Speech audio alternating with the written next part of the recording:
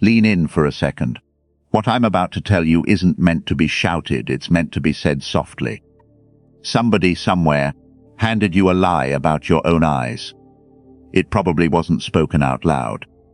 It might have just been a glance, a silence that stretched on a beat too long, someone who broke eye contact and laughed it off, a family member who told you that you stare, a teacher who scribbled on a report card that you seemed far away. Bit by bit, you collected all of those tiny moments and turned them into a conviction, and you've been hauling that conviction around for years, like a rock stuffed in your coat pocket.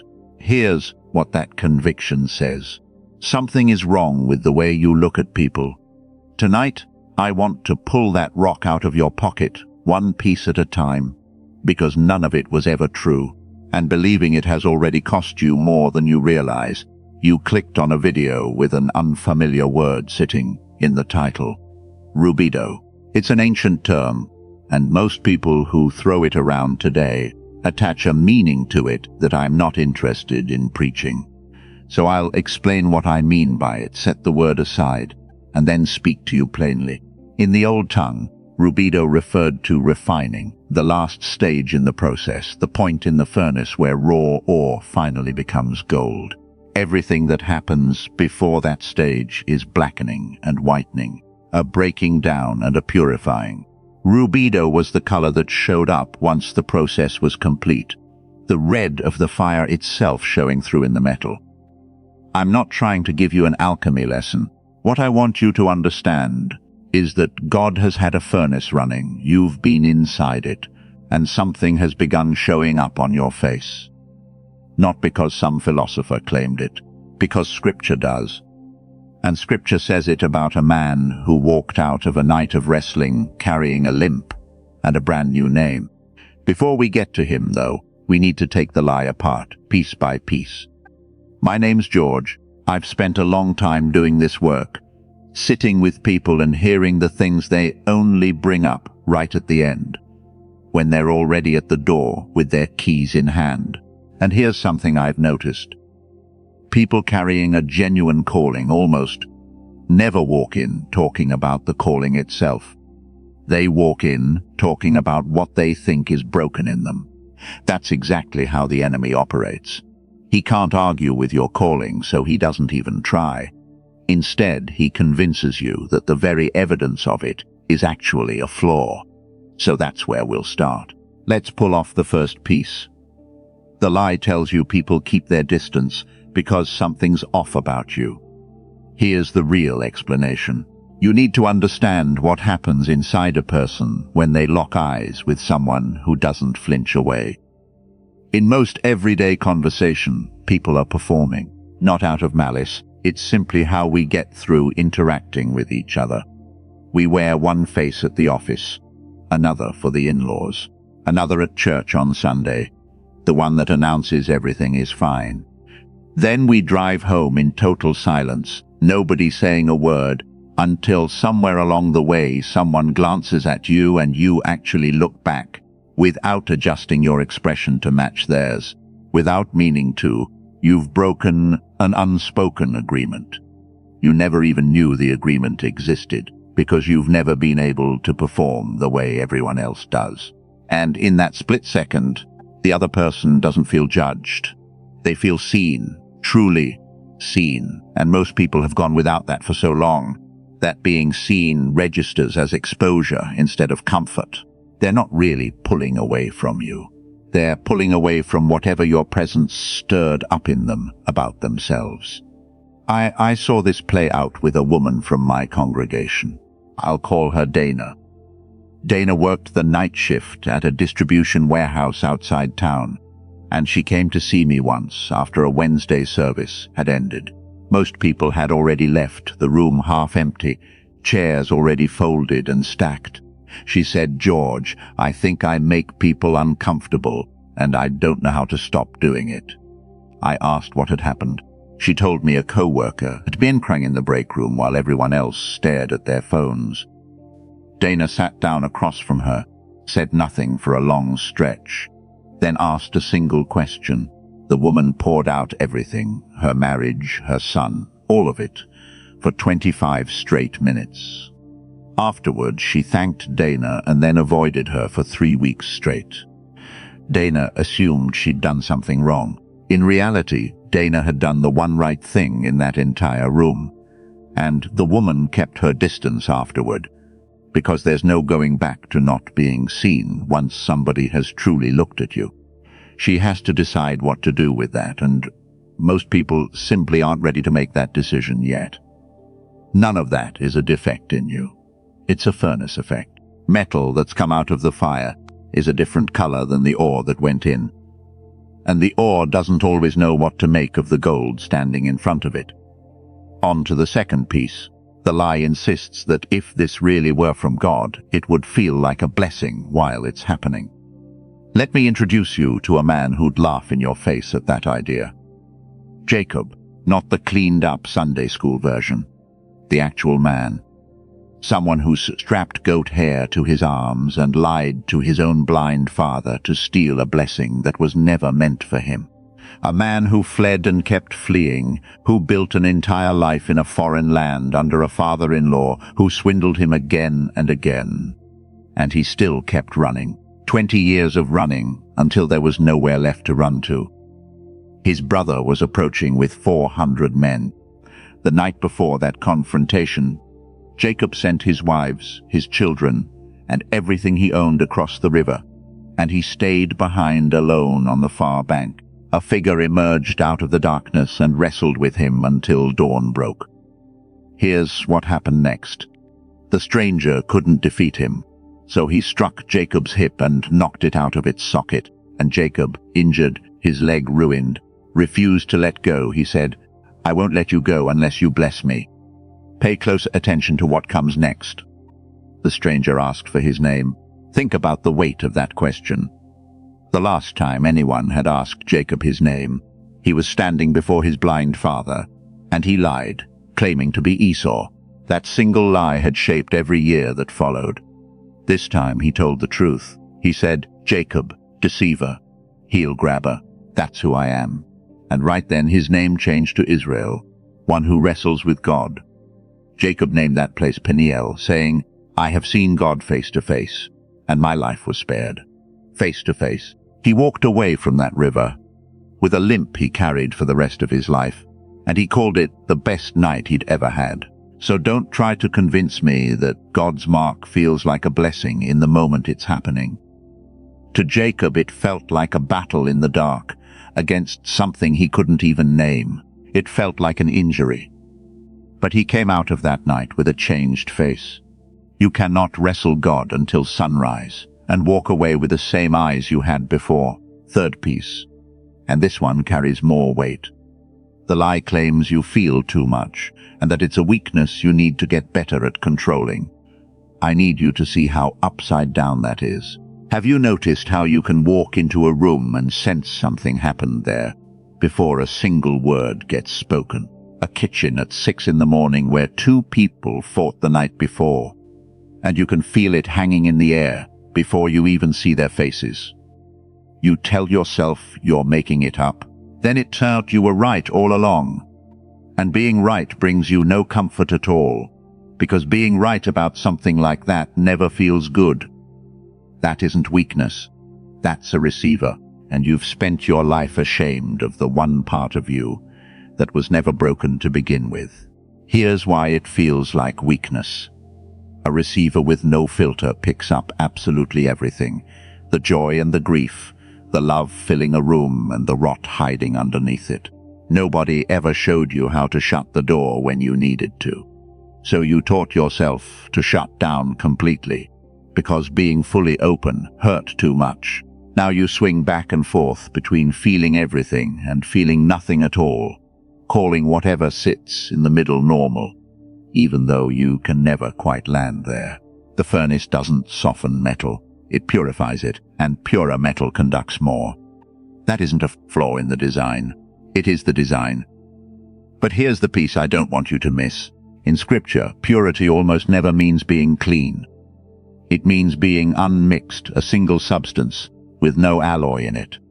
That's the whole point of the fire. Not to punish you, but to burn away everything inside you that was never truly yours to begin with. The fear you inherited from someone else. The shame handed to you when you were 9 years old. The version of yourself you built to survive in a house that wasn't safe. All of that is alloy, and all of it is meant to burn. What remains once it burns off is glowing red, and it's visible. That's your rubedo. Not some mystical stage plotted on a chart, but the color of God's work becoming visible on the outside of someone who's spent long enough in the fire. Let me walk you through something about how a refiner actually works. Because the men who wrote scripture understood this trade the way we understand a car engine today, and somewhere along the way we lost that picture. A refiner never steps away from the fire. He can't afford to. He sits directly in front of it, and for the entire time the metal is inside, he's watching it, not the flames. The metal itself. Because if he lets it sit past the right moment, he doesn't end up with gold, he ends up with waste. So he stays put. His face sits just a foot from the heat. He's sweating. His hands aren't doing anything at all. He's simply watching, waiting for one specific thing. The moment the surface goes still enough that he can see his own reflection in it. That's the signal. Not a thermometer reading, not a timer going off. Once the metal is clear enough to hold his face, the work is done, and he lifts it out. Sit with that for a moment. Every year you've spent in this process, the confusion, the isolation, the questions you couldn't set down, the nights spent staring at the ceiling, asking God why he built you this way. You assumed he was somewhere else the whole time, that he lit the fire and walked off to handle more urgent business. He never left the front of that furnace. He has been sitting there the entire time, his face a foot from the flame, watching for exactly one thing, the moment your surface calms enough to hold his reflection. That's why people catch something in your eyes. They're not really seeing you, not mainly. They're catching a glimpse of a reflection that settled into you while you were burning. They don't have a word for it, so they label it intensity, or call it strange, or don't label it at all and simply look away. Malachi put it plainly, he will sit as a refiner and purifier of silver. Sit. Not stoke the fire and leave, not abandon it. Sit. You've had the wrong picture of that fire your whole life. You believed it was punishment administered from a distance. In truth, it's been someone sitting inches away from you, refusing to look elsewhere, waiting for the instant he can see his own face reflected in yours. Fourth piece. The lie tells you that you're going through this alone. You've looked at your family, your workplace, your church, and concluded that nobody else works the way you do. That conclusion has calcified into something that feels like a permanent sentence. Let me tell you something about that loneliness. Every person God has ever set apart went through a stretch where the loneliness was the loudest voice in their life. That wasn't an accident, it was structural. Moses spent 40 years tending sheep on the far side of the desert before he ever saw a burning bush. David sat alone on a hillside with his harp while his brothers sat at the table eating dinner. Elijah begged God to end his life because he was convinced he was the last one standing. God's response to Elijah wasn't a lecture. It was food, sleep, a whisper, and then this. There are 7,000 who have not bowed the knee. You are not the only one. You've simply never been in a room with the rest of them. But the loneliness served a purpose, and the purpose was this. God needed to get you somewhere nobody could define who you were. Think it through. If you'd been surrounded, praised, celebrated, tucked neatly into a group, you would have turned into whatever that group demanded you become. Isolation is what kept you from being shaped by human hands long enough for God to shape you himself. A furnace is a lonely place. Only one thing can be inside it at a time. I'll be honest with you here, because I'd rather be truthful than look impressive. There was roughly a 4-year stretch in my own life where I stopped praying out loud entirely. I kept doing the work. I kept showing up. I stood in front of congregations and spoke true things about God, meaning every word. Then I'd drive home in a silent car with nothing left to say to him. I told myself it was just a dry season. The honest word for it was anger, and I didn't believe I was allowed to feel that.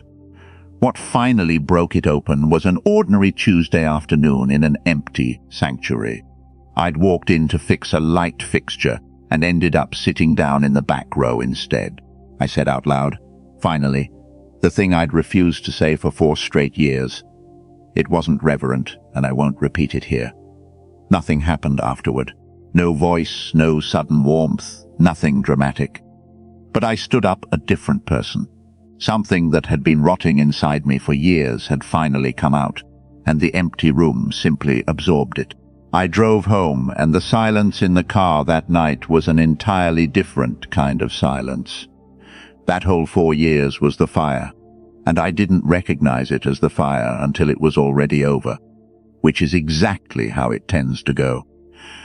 So when I tell you loneliness carries a purpose, understand that I'm not saying it as an outside observer. I'm saying it as someone who spent 4 years believing the furnace meant abandonment, only to discover at the end that it was the most attentive God had ever been toward me. Let me circle back to the eyes now, since that's what the title promised, and I haven't forgotten it. There's a moment in Exodus that most people skim right past. Moses comes down the mountain the second time, carrying the tablets, and scripture tells us his face was shining, and he had no idea. He genuinely didn't know. That's the key detail. He came down, and everyone backed away from him, and Moses couldn't figure out why, because from where he stood, nothing felt any different. He'd simply been up there talking with God, that's all it was to him. But the fire he'd been standing inside of had settled into his face, and out of the entire camp, he was the only one who couldn't see it. Aaron and the other leaders were too afraid to come close. Do you understand what this means? The people who loved him most were the ones who kept their distance. Not because he'd turned into something monstrous, but because he'd turned luminous, and their eyes were still adjusting from the dark. So Moses covered his face with a veil, not for his own sake, but for theirs. And I wonder how many years you've spent wearing your own version of that veil, so other people wouldn't have to feel whatever your presence stirred up in them. Softening your voice, looking away first, always first. Laughing at a joke you didn't find funny, so nobody would notice you were reading the room instead of participating in it. You've been veiling something you never even got a chance to see for yourself. That's the cruelest part of this lie. It doesn't just push you into hiding. It makes you hide something you don't even know you're carrying. I want to pause and say something directly, because there's a transition coming here, and I'd rather build it out in the open than act like it isn't there. Everything I've shared with you tonight is the outline, the general shape of the thing. For some of you, that shape will be enough. Something will click while you're listening, and you'll walk away tomorrow and start living differently. But I've done this long enough to know that for others of you, the outline alone won't cut it. Because you don't just want confirmation that God set you apart. You want to know the reason why. You want the actual instruction. Some messages reach you through your eyes, and others reach you through your spirit. If something inside you recognized itself while you were watching this, don't brush that feeling aside.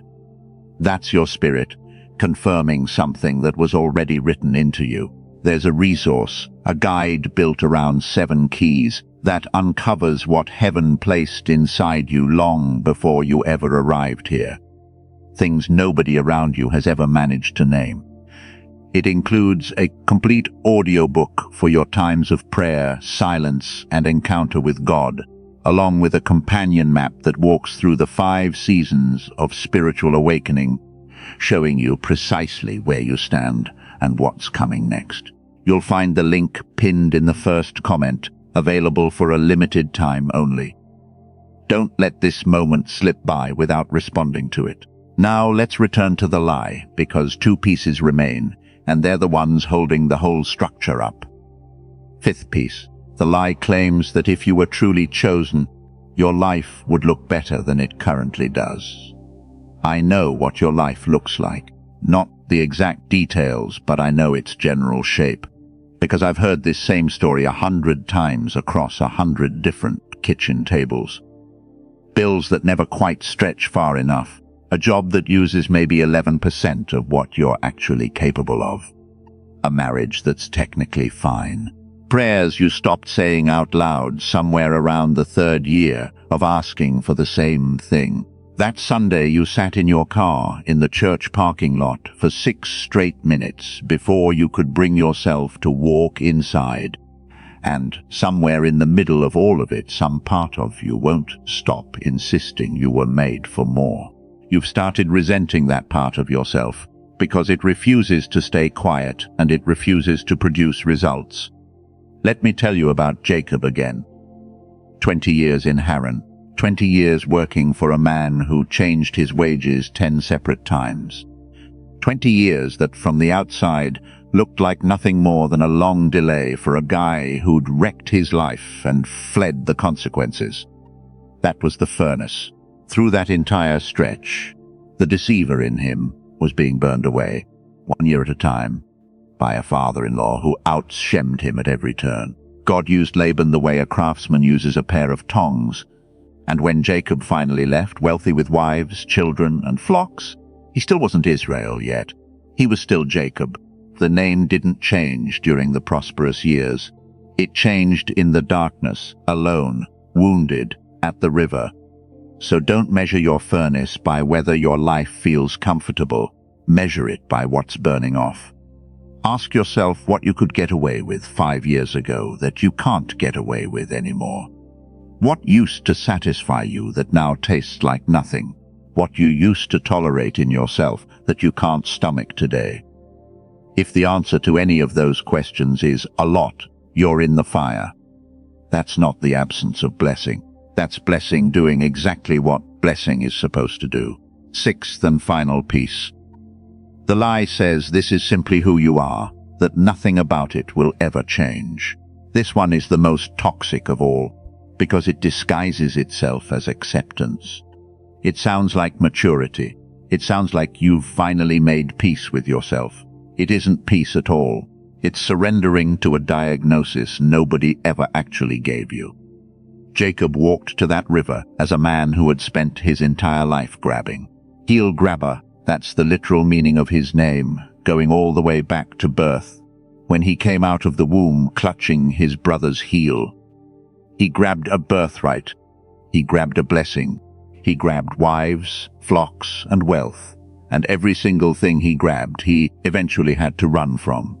Then, one night, he grabbed hold of something that didn't run. That's the turning point. That's the entire arc of his life in a single moment. The grabbing never stopped. It just finally got aimed at the right target. I will not let you go until you bless me. Same hands, same grip. An entirely different object on the other end. Whatever quality about yourself you've spent years apologizing for, the intensity, the depth, the way you feel things other people simply walk past, the way you can't stop asking questions. Nobody else seems to need answered. None of that is going to be stripped away from you. It's going to be redirected. Fire doesn't erase what metal fundamentally is. It burns away the impurity so that its true nature can finally do what it was always meant to do. So, this is where the lie runs out, and the truth begins. Something really is different about you. That was never up for debate. You've known it since childhood, before you even had words for it. That sense of watching everything from a slight remove, seeing the edges of a game the other kids were playing that you were never quite inside of. But the meaning you attached to that was wrong from the very start. You decided it meant you were broken. It meant you were being shaped. You decided the distance was rejection. It was protection. You decided the sensitivity was weakness. It was a tool. You decided the fire was punishment. It was the refining process. And the thing people notice when they look at you, and they absolutely do notice, whether or not they ever say so, isn't damage. It's temperature. You've been through something, and it shows. Moses had no idea his own face was glowing. He needed other people's reactions to tell him, and even then he misunderstood those reactions for a while. So, I'm going to do for you what Aaron should have done for Moses from the very first day. I'm going to tell you plainly what you can't see from where you're standing. There's a light on you. It got there in the darkness. And the people who back away from that light aren't judging you. They're simply people who haven't been through the furnace yet themselves. One day, some of them will be. And on that day, they'll remember your face and they'll come looking for you. That's what all of this has been preparing you for. Not to be admired, but to be findable. Someone out there is going to face the worst night of their life. And they're going to need a person who's already walked through the fire and can say, without flinching, I know. I've been there. Sit down. You can't fake that. It has to be burned into you first. Now I want to ask you something, and I want an honest answer. Somewhere in your life there was a moment when somebody looked at you and their expression changed. A friend, a parent, a stranger in a grocery store aisle, and you spent years afterward convinced that reaction meant something was wrong with you. Share that moment in the comments. Who it was, what you were talking about, and what you decided about yourself in the seconds that followed. I'll be reading through them, and I'll tell you what actually happened in that room. Because metal never sees its own color. Somebody standing outside the furnace has to point it out. You've been in the fire longer than you should have had to be. But you were never being destroyed in there. You were being brought to the exact color God intended before he ever lit the flame. And when the day finally comes that you walk out of it, you won't need anyone to explain your own face to you. You'll look at the people who once couldn't hold your gaze, and you'll understand, and you won't hold it against them.